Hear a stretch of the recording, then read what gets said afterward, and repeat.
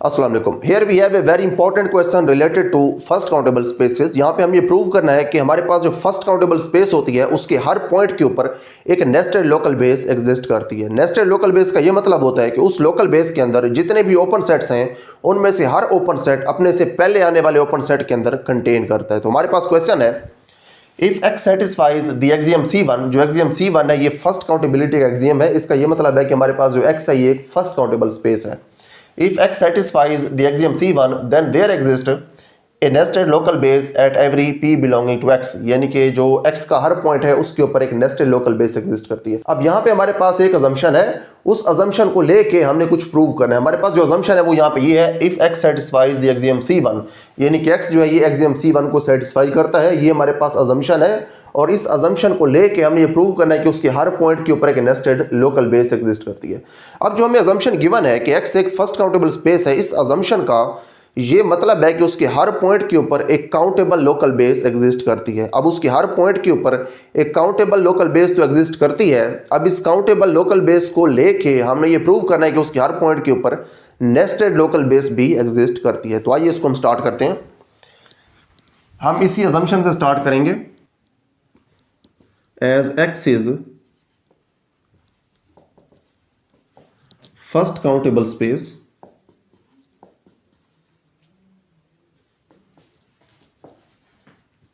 so there exists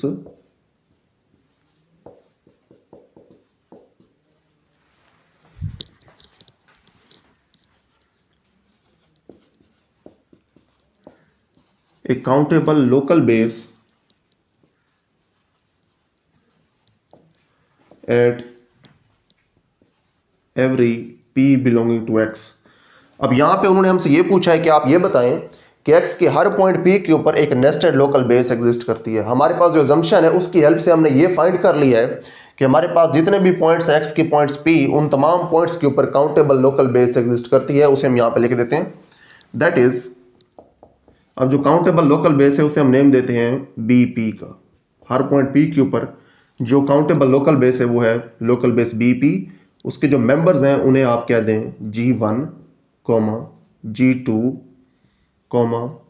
G3 up to so on. ये हमारे पास countable local base के members हैं। अब ये जो हमारे पास काउंटेबल लोकल बेस के मेंबर्स हैं, इन्हीं मेंबर्स को यूज़ करके हमने नेस्टेड लोकल बेस बनानी है। तो आइए इसको हम स्टार्ट करते हैं। यहाँ पे हमने नेस्टेड लोकल बेस इस तरह से बनानी है कि हमारे पास नेस्टेड लोकल बेस का जो पहला मेंबर है B1, उसे आप सेट करें G1 के बराबर। उसके बाद जो हमारे पास दूसरा नेस्टेड लोकल बेस का मेंबर B2 होगा उसे आप सेट करें G1 इंटरसेक्शन G2 के बराबर। तीसरा जो मेंबर होगा वो होगा B3, उसे आप सेट करें पहले तीन ओपन सेट्स के इंटरसेक्शन के बराबर, G1 intersection G2 intersection G3 up to so on. और उसके बाद हमारे पास जो Bn मेंबर होगा नेस्टेड लोकल बेस का, वो n मेंबर्स के इंटरसेक्शन के बराबर होगा, G1 intersection up to so on intersection Gn up to so on. इस तरह से हमारे पास जो नेस्टेड लोकल बेस के मेंबर्स हैं ये आगे चलते जाएंगे। अब इसको नेस्टेड लोकल बेस के मेंबर्स में पहले इसलिए कह रहा हूं ताकि हमें पता चल जाए कि हमारे पास यही जो मेंबर्स हैं ये नेस्टेड लोकल बेस के मेंबर्स बनेंगे B1, B2, B3 up to so on Bn। लेकिन अभी तक हमने इनको प्रूव नहीं किया कि ये नेस्टेड लोकल बेस के ही मेंबर्स हैं। तो हमारे पास ये जो मेंबर्स आए हैं B1, B2, B3, इनकी हेल्प से हमारे पास एक क्लास बनेगी। उस क्लास को बनाने से पहले या इन मेंबर्स को क्लास की फॉर्म में लिखने से पहले आप ये देखें कि ये जो हमारे पास मेंबर्स लिखे हुए हैं B1, B2, B3 जो कि असल में सेट्स हैं और ओपन सेट्स हैं, इनकी क्या प्रॉपर्टीज़ हैं। इनकी बेसिकली हमारे पास दो प्रॉपर्टीज़ हैं जिनको हम अपने आगे प्रूफ में यूज़ करेंगे। पहली इनकी ये प्रॉपर्टी है कि हमारे पास ये जो B1 है ये G1 में कंटेन करता है, क्योंकि दो सेट्स जब आपस में बराबर होते हैं तो वो एक दूसरे में कंटेन करते हैं। B1 G1 में कंटेन करता है और जो B2 है ये इस G1 में भी कंटेन करता है और G2 में भी कंटेन करता है। अब दोनों में इसलिए कंटेन करता है कि इस B2 के अंदर G1 और G2 दोनों के कॉमन मेंबर्स हैं, तो इसलिए जो B2 है ये G1 और G2 दोनों में कंटेन करता है। उसके बाद जो हमारे पास B3 है ये इन तीनों में कंटेन करता है। यहाँ पे हमारे पास जो मेंबर है ये G3 है, क्योंकि इस B3 के अंदर इन तीनों ओपन सेट्स के कॉमन मेंबर्स मौजूद हैं, तो इसीलिए B3 इन तीनों में कंटेन करता है। और जो हमारे पास Bn है जो कि n ओपन सेट्स के इंटरसेक्शन से में मिला था, ये इन तमाम n ओपन सेट्स के अंदर कंटेन करता है, क्योंकि ये तमाम n ओपन सेट्स के जो कॉमन मेंबर्स हैं वो इसके अंदर मौजूद हैं। ये हमारे पास इसकी पहली प्रॉपर्टी थी कि हमारे पास ये जो मेंबर्स हैं जिनके इंटरसेक्शंस हैं ये उनके अंदर कंटेन करते हैं। दूसरी इसकी प्रॉपर्टी ये है कि हमारे पास जो B2 है वो कंटेन करता है B1 के अंदर, और जो B3 है वो B2 में कंटेन करता है, और इसके बाद जो B4 होगा वो B3 में कंटेन करेगा। यानी कि हर आने वाला ओपन सेट अपने से पहले वाले ओपन सेट के अंदर कंटेन करता है। ये क्यों कंटेन करता है ये इसको भी देखते हैं। जो B1 है ये बराबर है G1 के, लेकिन जो B2 है ये बराबर है G1 और G2 इन दोनों के कॉमन मेंबर्स के। अब B2 के अंदर G1 के मेंबर्स तो हैं, लेकिन G1 के सिर्फ वो इसके अंदर मेंबर्स हैं जो G2 के साथ कॉमन है G1 के मेंबर्स। यानी कि इसके अंदर ज्यादा G1 के मेंबर्स हैं, पूरे मेंबर्स हैं, लेकिन जो B2 है इसके अंदर G1 के मेंबर तो हैं, लेकिन वो मेंबर्स हैं जो G2 के साथ कॉमन है, यानी कि इससे कम मेंबर्स B2 के अंदर मौजूद हैं। तो इसीलिए B2 कंटेन करेगा B1 के अंदर, क्योंकि इसके अंदर वही मेंबर्स हैं जो B1 के अंदर है, लेकिन इसके अंदर कम मेंबर्स हैं। उसके बाद नेक्स्ट हमारे पास है B3।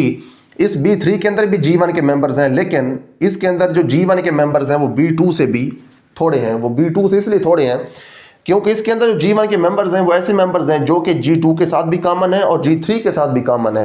यहाँ पे G1 के वो मेंबर्स थे जो सिर्फ G2 के साथ कॉमन थे, इसीलिए कुछ ज़्यादा थे। लेकिन जब आप क्राइटेरियन को मज़ीद स्ट्रिक्ट करेंगे और आप ये देखेंगे कि G1 के सिर्फ आपने वो मेंबर्स लेने हैं जो कि इन दोनों के साथ कॉमन हो, तो इसकी निस्बत इसके जो मेंबर्स हैं B3 के वो और कम हो जाएंगे। जब और कम होंगे, लेकिन होंगे सिर्फ G1 वाले मेंबर्स जो कि पहले आपने इसके अंदर भी B2 में भी ले ली हैं, ये इसमें भी जब आ जाएंगे और इससे ये थोड़े होंगे तो ये B3 लाजमी तौर पे इस B2 में कंटेन कर जाएगा। इसी तरह से आपके पास जो B4 होगा B3 से आगे वो कंटेन करेगा B3 के अंदर, और जो Bn है ये अपने से पहले वाले में कंटेन करेगा और ये अपने से आगे वाले को अपने अंदर कंटेन करेगा। तो ये हमारे पास रिलेशन आ गया इस क्लास के अंदर, यानी कि जो क्लास है जो B1 B2 B3 up to so on Bn पर मुश्तमिल है वो क्लास एक नेस्टेड क्लास है। तो यहाँ पे हम आगे लिख सकते हैं, this implies that the class BP static, ये जो हमारे पास काउंटेबल लोकल बेस थी जो कि हमें C1 एग्जाम की वजह से मिली थी, उसे आपने कहा था क्लास BP लोकल बेस। जो हमारे पास दूसरी नेस्टेड लोकल बेस बनने वाली क्लास है उसे आप BP स्टैटिक कह दें। जो BP स्टैटिक है उसके ये मेंबर्स हैं, एक है B1 और दूसरा मेंबर है हमारे पास B2, अगला मेंबर है B3 और उसके बाद up to so on where B1 contains the member B2 and B2 contains the member B3। ठीक है जी, ये हम प्रॉपर्टी पहले यहाँ पे देख चुके हैं कि हमारे पास जो पहला मेंबर है ये अपने से अगले मेंबर को कंटेन करता है और ये अपने से अगले मेंबर को कंटेन करता है, या फिर हर आने वाला ओपन सेट अपने से पिछले ओपन सेट के अंदर कंटेन होता है। अब इसके लिए मैं ओपन सेट का वर्ड इसलिए यूज़ कर रहा हूँ कि ये हमारे पास ओपन सेट्स के इंटरसेक्शंस के रिजल्ट में आ रहे हैं, तो इसलिए खुद भी ये ओपन सेट्स हैं। तो यहाँ पे हमारे पास जो पहली इसकी प्रॉपर्टी थी क्लास की कि ये क्लास नेस्टेड होनी चाहिए, वो हमारे पास पूरी हो गई है, क्योंकि हमारे पास इसके जो मेंबर्स हैं वो ये प्रॉपर्टी सेटिस्फाई कर रहे हैं। तो इसलिए जो BP स्टैटिक है वो अब नेस्टेड तो बन गई है, अब हमने इसको लोकल बेस भी प्रूव करना है। अगर इसी क्लास BP स्टैटिक को जो कि नेस्टेड बन गई है इसको अगर हम लोकल बेस प्रूव कर लें तो यही हमारे पास नेस्टेड लोकल बेस बन जाएगी हर पॉइंट P के ऊपर, और हम ये प्रूव कर लेंगे कि सेट X की हर पॉइंट P के ऊपर एक नेस्टेड लोकल बेस एग्जिस्ट करती है। तो यहाँ पे आगे हम ये भी लिख देते हैं, hence BP static is nested. तो इसलिए जो BP स्टैटिक है ये यहाँ पे नेस्टेड क्लास बन गई है। अब हम इस BP स्टैटिक को लोकल बेस प्रूव करते हैं। यहाँ पे नेक्स्ट हम लिखेंगे, now we prove that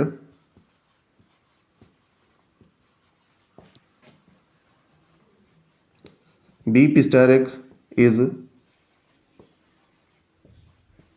local base at P belonging to X। हम अब ये देखते हैं कि ये P बिलोंगिंग टू X के ऊपर लोकल बेस भी है। अब ये P बिलोंगिंग टू X के ऊपर लोकल बेस उस वक्त होगी अगर पॉइंट P किसी ओपन सेट G में बिलोंग करे और ओपन सेट G में बिलोंग करने से पहले वो इस क्लास के किसी मेंबर में जाए और फिर वो मेंबर आगे जाके कंटेन करे उस ओपन सेट G के अंदर। तो यही हम यहाँ पे क्राइटेरियन जो लोकल बेस का क्राइटेरियन है वो यहाँ पे अब हम सेटिस्फाई करवाएंगे। तो यहाँ पे हम लिखते हैं let G B,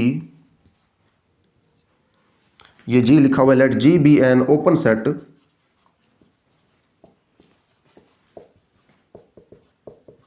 containing P। अब फर्ज करें G एक ऐसा ओपन सेट है जिसके अंदर पॉइंट P मौजूद है, as BP is a local base set P। अब क्योंकि हमारे पास इसके ऊपर लोकल बेस पहले से मौजूद है तो उस लोकल बेस से पहले मेंबर ले लेते हैं जो कि P को अपने अंदर कंटेन करेगा और फिर खुद कंटेन होगा ओपन सेट G के अंदर। As BP is a local base set P, so there exists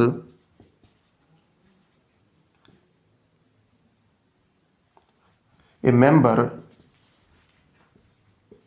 GM belonging to the local base BP such that P first belongs to this open set GM जो कि local base का member है और ये local base का member फिर contain करेगा इस ओपन सेट G के अंदर जो कि P को अपने अंदर कंटेन कर रहा है। ठीक है, ये तो यहाँ पे हमने लोकल बेस का क्राइटेरियन पूरा करवाया है क्योंकि एक्स हमारे पास फर्स्ट काउंटेबल स्पेस था, उसके ऊपर जो हर पॉइंट है उसके ऊपर एक काउंटेबल लोकल बेस एग्जिस्ट करती है, तो P के ऊपर भी काउंटेबल लोकल बेस एग्जिस्ट करती थी, तो P यहाँ पे इस G के अंदर बिलोंग कर रहा था।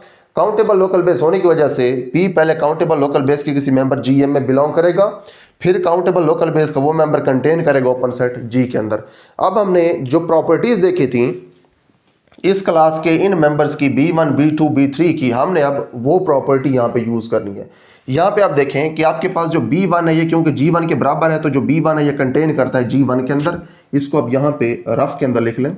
जो B1 है ये कंटेन करता है G1 के अंदर, और जो B2 है क्योंकि इसके अंदर G1 और G2 के कॉमन मेंबर्स हैं तो ये G1 और G2 दोनों के अंदर कंटेन करता है। इन पर्टिकुलर खास तौर पे जो B2 है ये G2 में कंटेन करता है, आप इसके बारे में सिर्फ ये लिखें कि ये G2 में ही कंटेन करता है।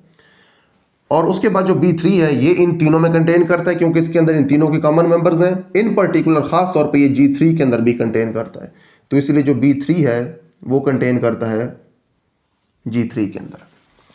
उसके बाद हमारे पास जो Bn है ये किस में कंटेन करेगा, ये इन सब में कंटेन करेगा, खास तौर पे Gn के अंदर भी कंटेन करेगा।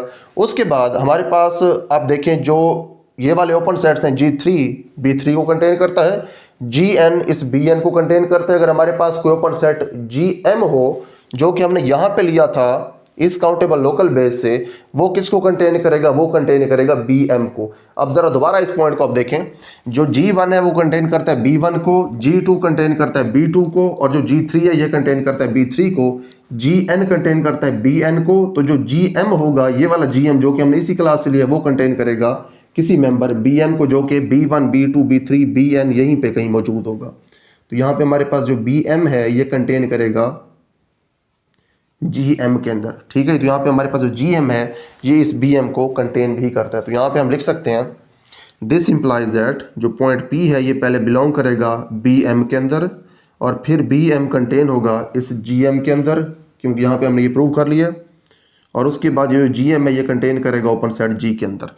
अब देखें हमने यहाँ पे ये तो कह दिया कि जो पॉइंट P है ये इस Bm में बिलोंग करेगा, ये फिर इसमें कंटेन करेगा, ये इसमें कंटेन करेगा, लेकिन हमें पता कैसे चला है कि जो पॉइंट P है ये इस Bm में बिलोंग भी करता है कि नहीं करता, वो हमें पता चला इस इंटरसेक्शन से। क्योंकि यहाँ पे हमने देखें जो B1 B2 B3 up to so on ये सारे इस क्लास BP स्टेरिक के मेंबर्स हैं, ये हमने लिए हैं इन ओपन सेट्स के इंटरसेक्शन से, जिनमें से हर ओपन सेट के अंदर पॉइंट P बिलोंग कर रहा है। क्योंकि ये वाले जो ओपन सेट्स हैं ये काउंटेबल लोकल बेस के मेंबर्स हैं और लोकल बेस के हर मेंबर के अंदर पॉइंट P मौजूद होता है। तो इसीलिए क्योंकि इन तमाम ओपन सेट्स के अंदर पॉइंट P मौजूद था, तो इसीलिए इनके जो इंटरसेक्शंस हैं यानी कि जो B1 B2 B3 हैं ये क्योंकि इनके इंटरसेक्शंस हैं, तो इन सब के अंदर और ख़ास तौर पे इस Bm के अंदर भी पॉइंट P मौजूद होगा। तो यहाँ से अब आप इस Gm को ड्रॉप कर सकते हैं।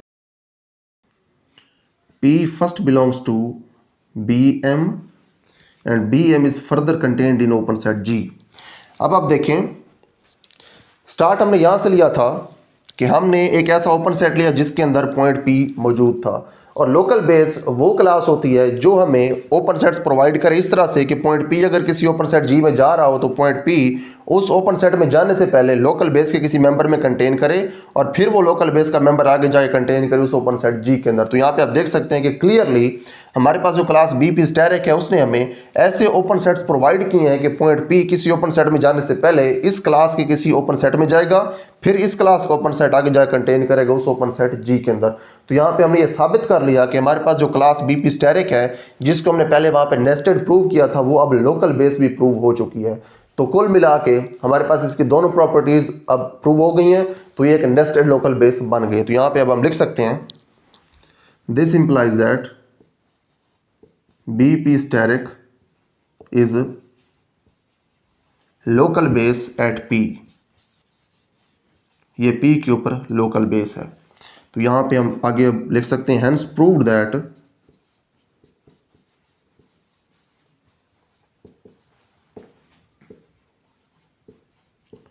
B P asterisk is equal to B1, B2 up to so on is a nested local base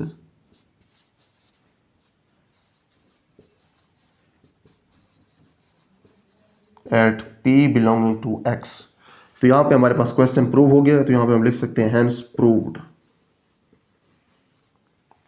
that there exists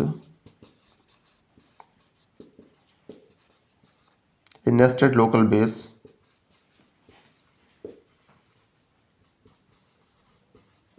at every point of a first countable space।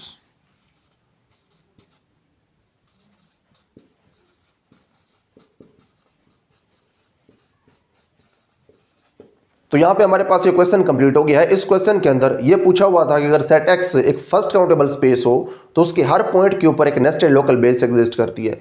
यहाँ पे हमें जो अजम्पशन गिवन थी वो ये थी कि सेट एक्स एक फर्स्ट काउंटेबल स्पेस है। इस अजम्पशन की हेल्प से हमें सेट एक्स के हर पॉइंट के ऊपर एक काउंटेबल लोकल बेस मिल गई थी।